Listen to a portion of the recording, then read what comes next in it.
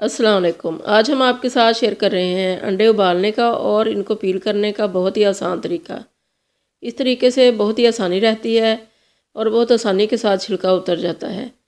तो इसके लिए हमने लिया है एक खुला पैन, इसके अंदर डाल दिए हैं अंडे और खुला पानी डाल दिया है इनके अंदर, ऊपर तक पानी आ जाए इतना पानी डालना है और मीडियम फ्लेम के ऊपर इसको रख दिया।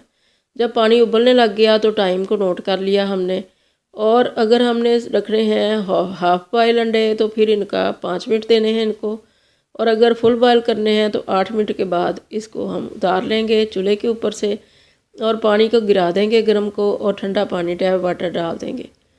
ये हमने पानी पहले गिरा दिया था और अब ठंडा पानी डाल के उसको भी गिरा दिया। एक बार और इसके अंदर टैप वाटर डालेंगे नॉर्मल, गीज़र का पानी बिल्कुल नहीं डालना, ठंडा पानी डालना है।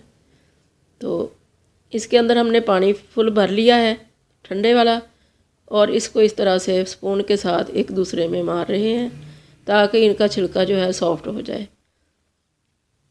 इनका छिलका काफ़ी हद तक इस तरह से सॉफ्ट हो जाता है ठंडा पानी जाने से भी और इस तरह से भी करने से।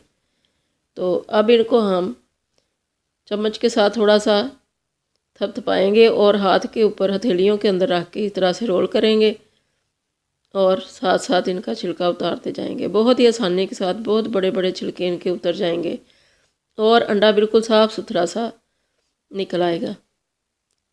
बाज़ औक़ात अंडे का छिलका चिपक जाता है तो बहुत परेशानी होती है, बिल्कुल भी उतरता नहीं है, इतनी एफर्ट भी कर लो तो वो नहीं उतरता। तो इस तरह से करके देखें, बिल्कुल भी इस तरह से नहीं होगा जैसे कि चिपकने वाला अंडा नहीं होगा, छिलका बहुत आसानी के साथ निकल जाएगा। तो देखने में भी ये बहुत अच्छा लगता है और किसी के आगे सर्व करने में भी और किसी चीज़ के अंदर डालने में भी, ग्रेवी में, शोरबे में या सूप्स वगैरह में, जिस चीज़ में भी डालें तो इसकी लुक बहुत अच्छी आती है।